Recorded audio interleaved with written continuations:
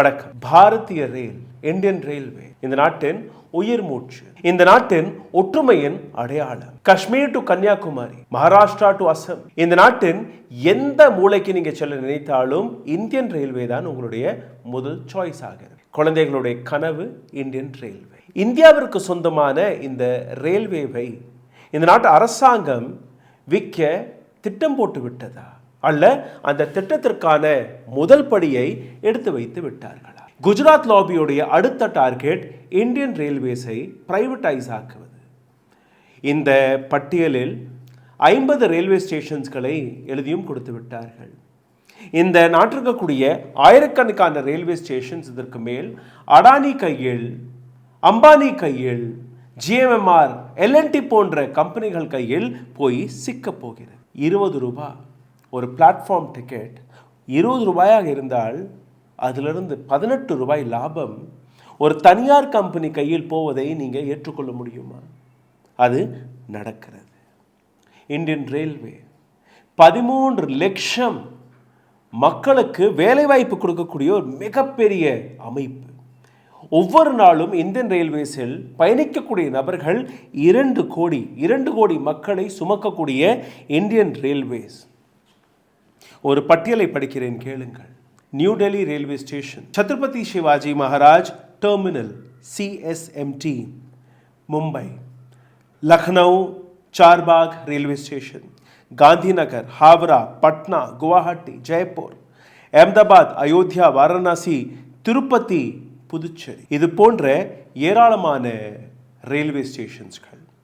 கிட்டத்தட்ட 1300க்கும் மேற்பட்ட ரயில்வே ஸ்டேஷன்ஸ்களை இந்தியன் ரயில்வே பிரைவேட் கையில் கொடுப்பதற்கான ஒரு திட்டத்தை போட்டிருக்கிறது. அதில் முதல் பட்டியல் 50 ரயில்வே ஸ்டேஷன்ஸ்களுடைய இந்த பட்டியல். இதை நான் கூறவில்லை, பிஐபியுடைய வெப்சைட்டில் நீங்கள் போய் படித்து பார்த்தீர்கள், அதற்கான விளக்கம் கிடைக்கும். 2024ஆம் ஆண்டு இந்த முதல் 50 ரயில்வே ஸ்டேஷன்ஸ்களை கொடுத்தார்கள். அதாவது 170 ஆண்டுகளாக இந்த ரயில்வேவை நாம் உருவாக்கி இருக்கிறோமோ அதை அடுத்த 5 ஆண்டுகளுக்குள் பிரைவேட் கையில் விற்கக்கூடிய இந்த திட்டத்தை மிக ஆழமாக கேளு. எந்த வந்தே பாரத்திற்கு நரேந்திர மோடி அங்கங்கே போய் கொடி காட்டி வருகிறாரோ, அதே வந்தே பாரத்திற்கு பின்னாடி இருக்கக்கூடிய உண்மையான கதை, இந்தியாவில் வேர்ல்ட் கிளாஸ் ஸ்டேஷன் வர வேண்டும் என்று கூறுகிறார்கள். நிச்சயமாக வர வேண்டும். ஆனால் அந்த வேர்ல்ட் கிளாஸ் ஸ்டேஷன் ஏர்போர்ட்டிற்குள்ள ஏழைகள் போக முடிகிறதா? ஏர்போர்ட்டிற்குள்ள பணக்காரர்கள் மட்டும்தான், பணமுள்ள நபர்கள், அந்த பயணச்சீட்டை வாங்க தகுதியானவர்கள் மட்டும்தான் அந்த ஏர்போர்ட்டிற்குள்ள போக முடியும். ஆனால் ரயில்வே அப்படி கிடையாது. யாராக இருந்தாலும் டிக்கெட் இல்லை என்றால் கூட ரயில்வேவில் பயணிக்கக்கூடிய நபர்கள் ஏராளமான நபர்கள். ஒரு கிராமத்திலிருந்து நகரத்திற்கு வரக்கூடிய அந்த கனவு அனைத்துமே ரயில்வே வழியாக நடக்கிறது. வந்தே பாரத்துடைய இந்த கனவு, வேர்ல்ட் கிளாஸ் என்கிற இந்த வார்த்தைக்கான தொடக்கம் 1949ஆம் ஆண்டு நடந்தது. கிரேட் இந்தியன் பெனின்சுலா ரயில்வே என்கிற இந்த பெயரில் ஒரு தனியார் கம்பெனி, பிரிட்டிஷ் எராவில் இந்த கம்பெனி தொடங்கப்பட்டது. லண்டன், பிரிட்டன் நாட்டை சார்ந்த இந்த கம்பெனி. ஈஸ்ட் இந்தியா கம்பெனி மும்பையில் எங்களுடைய தொழிலுக்காக ரயில்வே தேவை என்று ஒரு கோரிக்கை எடுத்து வைத்திருக்கிறார்கள். அதன்படி கிரேட் இந்தியன் பெனின்சுலா ரயில்வேக்கு இந்த பொறுப்பு கொடுக்கப்பட்டது. 1853ஆம் ஆண்டு முதல் இந்தியன் ரயில்வே தொடங்கப்பட்டது. மும்பை டு தானே வெறும் 34 கிலோமீட்டர். இன்னைக்கு ஒட்டுமொத்த இந்தியாவை அளக்கக்கூடிய இந்த ரயில்வே சுதந்திரத்திற்கு பின்பு ஒட்டுமொத்தமாக இந்திய அரசாங்கத்தின் கையில் வந்தது. சுதந்திரத்தின் போது ஏராளமான தனியார் உரிமையாளர்கள் இந்த ரயில்வே நெட்வொர்க்கை வைத்திருந்தார்கள். 1951ஆம் ஆண்டு கவர்மெண்ட் ஆஃப் இந்தியா அனைத்து தனியார் ரயில்வே ஸ்டேஷன்ஸ்களை, ரயில்வேக்களை நேஷனலைஸ் ஆக்கியது. பிரைவேட் ரயில்கள் இப்போது அரசு ரயில்வேயாக மாறியது. இதற்கு பின்னாடி இருக்கக்கூடிய காரணம் ஒட்டுமொத்த இந்தியாவை பூமாலையை கோர்க்கும்படி ஒரே கோர்வையில் கோர்ப்பது தான். அதுதான் காஷ்மீர் டு கன்னியாகுமரி, குஜராத் டு அசாம் அனைத்துமே ஒரே இந்தியாவாக மூச்செடுக்க தொடங்கியது. 1990ஆம் ஆண்டு எக்கனாமிக் லிபரலைசேஷன் நடக்கிறது. வெளிநாட்டிலிருந்து பணங்கள் வந்தது, கம்பெனிகள் உருவாகியது. இந்த தருணத்தில் தான் இன்னொரு கம்பெனி வெளிவந்தது, Konkan railway corporation. Konkan railway corporation government private partnership, public private partnership வழியாக ஒரு சக்ஸஸ்ஃபுல்லான மாடல். ஆனால் அன்னைக்கு விதைத்த விதை 2020ஆம் ஆண்டு எவ்வளோ பெரிய உருவமாக மாறியிருக்கிறது, அதை நீங்கள் பார்க்க வேண்டும்.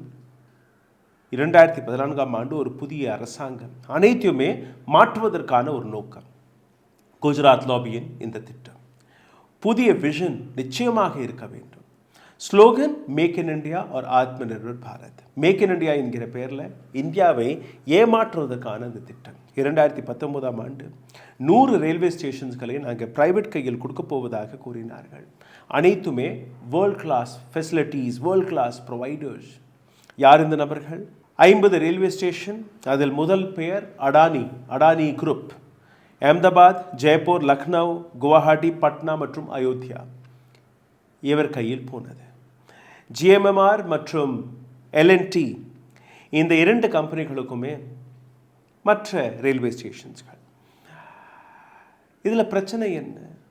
பிரைவேட் கம்பெனிஸ் எஃபிஷியண்டாக இருக்கும், நல்லா வேலை பார்ப்பார்கள். ஆனால் இந்த இடத்துல கேள்வி, கண்ட்ரோல் யார் கையில் இந்த கண்ட்ரோல் போகிறது? இன்றைக்கும் இந்தியன் ரயில்வேஸ் கையில் தான் ஆப்ரேஷன் கண்ட்ரோல் இருக்குது. ஆனால் கமர்ஷியல் ரைட்ஸ் அனைத்துமே தனியார் கை. பார்க்கிங், அட்வர்டைஸ்மெண்ட்ஸ், கடைகள், இது எல்லாமே தனியார் கையில். இதற்கான ஒரு சில உதாரணங்களை நான் உங்களுக்கு எடுத்து காட்டுகிறேன். இந்த கான்ட்ராக்ட் எத்தனை வருடத்திற்கு? அடுத்த 60 வருடத்திற்கு இந்த கான்ட்ராக்டை கொடுத்திருக்கிறார்கள். அதாவது இன்னைக்கு பிறக்கக்கூடிய குழந்தை ரிட்டையர் ஆகும் வரை இந்த நாட்டு ரயில்வே அடிமையாக இருக்க போகிறது. அதை அடமான வைத்து விட்டோம். 60 வருடத்திற்கு 50 ரயில்வே, அடுத்த ஒரு சில வருடங்களில் அனைத்து ரயில்வே ஸ்டேஷனுமே இதே போன்று பிரைவேட் கையில் கொடுக்கக்கூடிய ஒரு முயற்சி. பார்ப்பதற்கு பிரைவேட்டைசேஷன் நல்லா தான் தெரியும், ஆனால் இதற்கு பின்னாடி இருக்கக்கூடிய அர்த்தங்களை நீங்கள் புரிந்து கொள்ளுங்கள். 2024ஆம் ஆண்டு பிளாட்ஃபார்ம் டிக்கெட் வெறும் 10 ரூபாயாக இருந்தது. இன்றைக்கி பல ரயில்வே பிளாட்ஃபார்ம்களில் டிக்கெட் 50 ரூபாயாக உயர்ந்து விட்டது. முக்கியமாக இந்த private railway station AC waiting room 100, 200, 500 ரூபாய் வரை. இதற்கு முன்பு ஒரு சில இடங்களில் இலவசம், இல்லைன்னா ஒரு சிறிய தொகையை வாங்கிட்டு அந்த ஏசி வெயிட்டிங் ரூமில் நீங்கள் போய் இருக்கலாம். பார்க்கிங் சார்ஜஸ் 40 ரூபாயாக இருந்தது, இன்றைக்கி 80 ரூபாய், 100 ரூபாய். என்ன சார் 10 ரூபாய் 20 ரூபாயெல்லாம் நீங்கள் கரெக்ட் பார்த்துருக்கீங்க. டெல்லி ரயில்வே ஸ்டேஷனுடைய ஃபுட்ஃபால் ஒரு நாளைக்கு டெல்லி ரயில்வே ஸ்டேஷனில் வரக்கூடிய நபர்களுடைய எண்ணிக்கை 5 லட்சம். சென்னை சென்ட்ரல் ரயில்வே ஸ்டேஷனில் ஒவ்வொரு நாளும் வரக்கூடிய நபர்களுடைய எண்ணிக்கை 5லிருந்து 6 லட்சம். வரக்கூடிய இத்தனை பேசஞ்சர்ஸ்களில் வெறும் 50,000 நபர்கள் பார்க்கிங் டிக்கெட்டை மட்டுமே வாங்கினால் கூட 50 ரூபாய் ஒரு பார்க்கிங் டிக்கெட். 50,000 நபர்கள் ஒரு நாளைக்கு. இல்லை பிளாட்ஃபார்ம் டிக்கெட் வச்சுக்கோங்க, பிளாட்ஃபார்ம் டிக்கெட் 50 ரூபாய் ஒரு நாளைக்கு. பிளாட்ஃபார்ம் டிக்கெட் மட்டும் 50,000 நபர்கள் வாங்கினாலே போதும். ஒரு நாளைக்கு ஒரு ஸ்டேஷன்லேருந்து வரக்கூடிய வருமானம் 25 லட்சம். வருடத்திற்கு 912 கோடி ரூபாய்.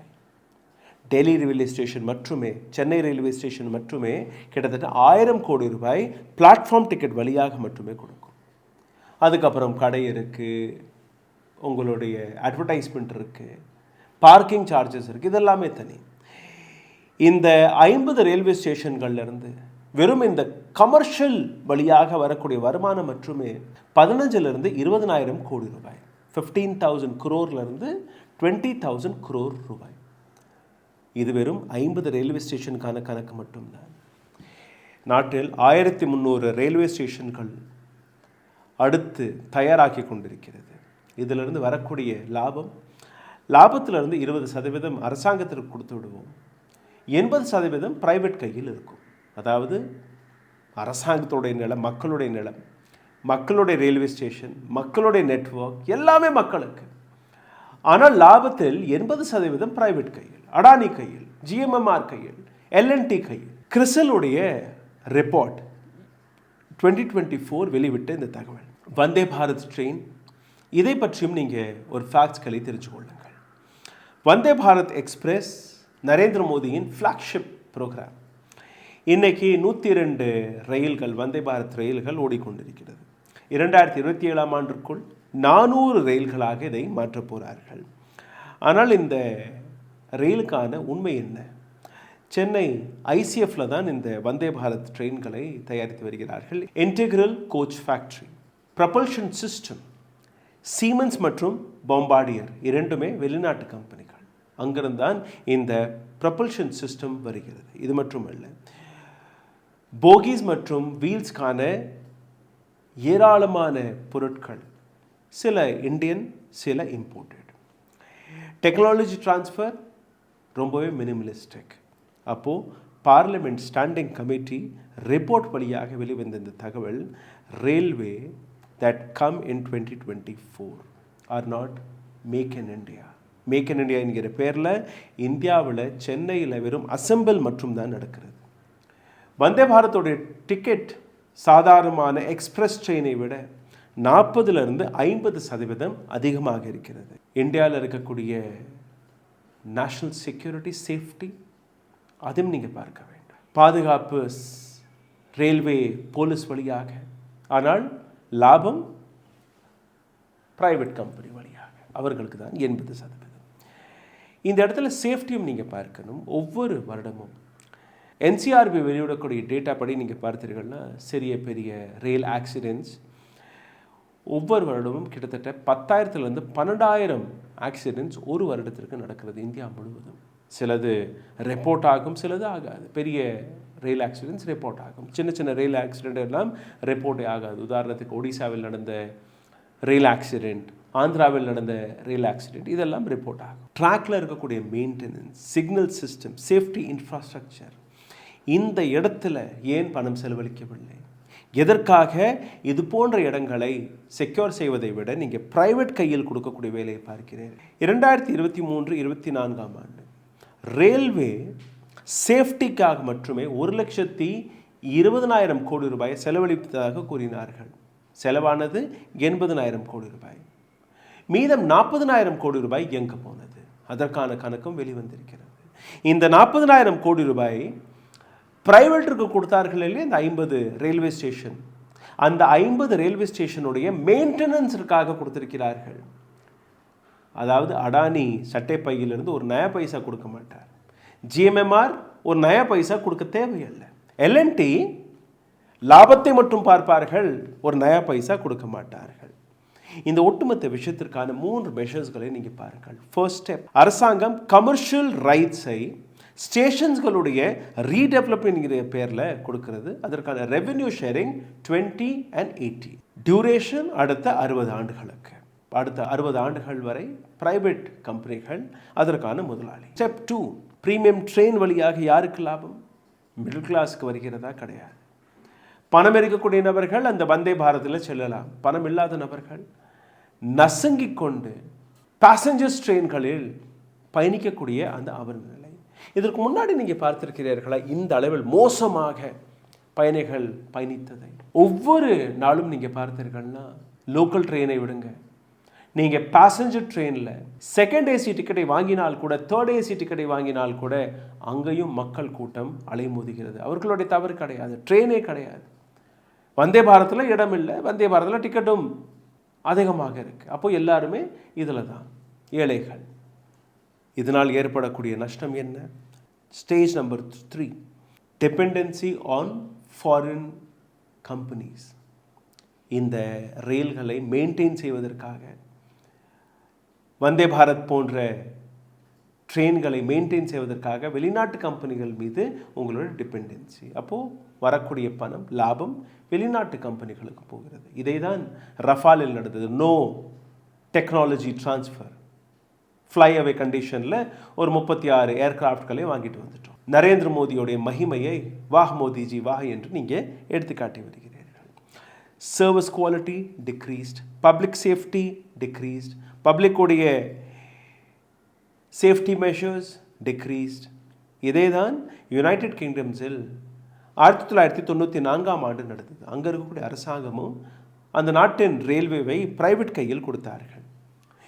யூகே டிரான்ஸ்போர்ட் கமிட்டியோடைய ரிப்போர்ட்டை நீங்கள் பார்த்தீர்களா? 2022ஆம் ஆண்டு 20 ஆண்டுகளில் 4 மடங்கு ரயில் டிக்கெட்கள் அதிகரித்திருக்கிறது. சாதாரணமாக இந்த ரயில் டிக்கெட் இருந்திருக்க வேண்டுமோ அதை விட 4 மடங்கு அதிகம். சர்வீஸ் குவாலிட்டி கிடையாது, பேசஞ்சர்ஸோடைய சேஃப்டி கிடையாது, மக்களுடைய சப்சிடி இப்போ ரயில்வேக்கு போகிறது. அந்த நாட்டு அரசாங்கம் இப்போவும் ரயில்வேயோடைய கடனை சுமந்து கொண்டிருக்கிறது. லாபம் பிரைவேட் கம்பெனி கையில். அதே பேட்டர்ன் தான் இன்னைக்கு இந்தியாவிலும் தொடங்கியிருக்கிறது. யார் சஃபர் செய்கிறார்? இந்த ஒட்டுமொத்த பிரச்சனைக்கான கஷ்டம், துயரம் யார் பக்கம்? மக்கள், அப்பாவி மக்கள், ஏழை மக்கள், அவர்கள்தான் தூக்கி சுமந்து கொண்டிருக்கிறார்கள். லேபரர்ஸ் ஒரு இடத்துல இருந்து இன்னொரு இடத்திற்கு போகும்போது, மாணவர்கள் பரீட்சைக்காக போகும்போது, முதியோர்கள், ரயில்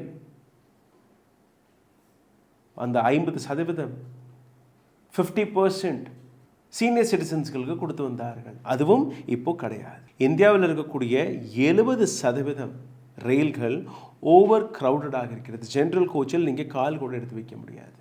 புரோக்கன் பிளாட்ஃபார்ம், இன்க்ரீஸ்ட் ஃபேர், அனைத்துமே நாம் பார்த்து கொண்டு இருக்கிறோம். இந்த நாட்டு அரசாங்கம் செய்த இன்னொரு சதிவேலையை நீங்கள் பார்த்தீர்கள்னா, இந்த 50 ரயில் நிலையங்களை 60 வருடத்திற்கு கொடுத்தது மட்டுமல்ல, ப்ரீமியம் ட்ரெயின்ஸ்களை வைத்து இந்த நாட்டு காமன் மேன், மிடில் கிளாஸை அழிக்கக்கூடிய வேலையை பார்த்திருக்கிறார்கள். சேஃப்டி இன்ஃப்ராஸ்ட்ரக்சருங்கிற பேரில் எதுவுமே கிடையாது, இன்வெஸ்ட்மெண்ட்ங்கிற பேரில் எதுவுமே கிடையாது. லாபம் கார்ப்பரேட் கம்பெனிகளுக்கு மட்டும்தான். இப்போது நீங்கள் சிந்தித்து பாருங்கள், கடந்த ஒரு சில வருடங்களில் நீங்கள் எந்த ரயில்வேயை பார்த்து வருகிறீர்களோ இப்படித்தான் இந்தியன் ரயில்வே இருந்ததா? இந்த நிலையில்தான் இந்தியன் ரயில்வே இருந்ததா என்று ஒவ்வொரு மேஜர் ரயில்வே ஸ்டேஷனும் இதே போன்று தனியார் கம்பெனி கையில் போய்விட்டால் என்ன நடக்கும்? அரசாங்கத்துடைய அடுத்த திட்டம் என்ன? 2030ஆம் ஆண்டுக்குள் 400 ரயில்வே ஸ்டேஷன்ஸ்களை பிரைவேட் கையில் கொடுக்க போகிறார்கள். பிளாட்ஃபார்ம் டிக்கெட் அதிகரிக்கும், ரயில் டிக்கெட் அதிகரிக்கும், ஃபுட் கோர்ட், உணவு அனைத்துமே அதிகரிக்கும், பார்க்கிங் ஸ்லாட்ல இருந்து அனைத்துமே அதிகரிக்கும். மக்களுக்கு என்ன கிடைக்கும்? மக்கள், பணம் இருக்கக்கூடிய நபர்கள் போகலாம், ரயில் பயணத்தை பார்க்கலாம், இல்லை என்றால் ஒன்றும் கிடையாது. ஸ்லீப்பர் கிளாஸ், ஜென்ரல் கிளாஸ், ரயில் மீது நடத்தக்கூடிய செலவுகள் எந்த அளவில் குறைந்திருக்கிறது? புதிய ட்ரெயின்களை பார்த்திருக்கிறீர்களா? நார்மல் பேசஞ்சர் ட்ரெயின்கள் புதிதாக வந்ததை நீங்கள் பார்த்தீர்களா? பார்த்திருக்க மாட்டீர்கள். ஏன்னா அனைத்துமே இப்போது வந்தே பாரத் போன்ற ட்ரெயின்களுக்கு இந்தியா ஷிஃப்ட் ஆகி கொண்டிருக்கிறது. குஜராத் டு மும்பை, இந்தியாவின் முதல் புல்லட் ட்ரெயின், நரேந்திர மோடியின் கனவு எங்கே இருக்கு? புல்லட் ட்ரெயின் வந்து விட்டதா? கடன் வாங்கி விட்டோம். ஜப்பான் நாடு கடனை கொடுத்து விட்டார்கள், ஆனால் ரயில் எங்கே? இந்தியன் ரயில்வேயுடைய நிலை இன்னைக்கு பிரைவேட் கையில் போய் சிக்க தொடங்கிவிட்டது. இந்த ரிப்போர்ட் உங்களுக்கு பிடித்திருந்தால் தயவு செய்து இதை பார்க்குறீர்கள். இந்த நாட்டின் உயிர் மூச்சை கூட விற்க தொடங்கி விட்டார்கள். இப்போவும் நீங்கள் கேள்வி கேட்காமல் இருந்தீர்கள்னா, நாளைக்கு உங்களுடைய வரும் கால சன்னதிகளுக்கு நீங்கள் எந்த விதமான பதிலை கொடுக்க போகிறீர்கள்? எந்த விதமான நாட்டை விட்டு செல்ல போகிறீர்கள்? கேள்விகளை கேளுங்கள். இந்த வீடியோவை பகிருங்கள். உங்களுடைய கேள்விகள், கருத்துக்கள், கமெண்ட்ஸ்களை கீழே கமெண்ட் பாக்ஸில் எழுதி விடுங்கள். இந்த வீடியோவை பார்த்து கொண்டிருக்கும் போதே லைக், ஷேர், சப்ஸ்கிரைப் பட்டனை தட்டி இந்த வீடியோவை ஏராளமான நபர்களும் எடுத்துச் சொல்லுங்கள். அருகில் இருக்கக்கூடிய QR கோட் ஸ்கேன் செய்து உங்களால் முடிந்த உதவியை தெரிவிக்கலாம். நன்றி, வணக்கம். ஊடகம் கார்ப்பரேட் அரசியல்வாதிகளின் கைப்பாவையாக, அடிமைகளாக இருந்தது போதும். இனி சாட்டை எடுத்து சுழற்றும் நேரம் வந்துவிட்டது.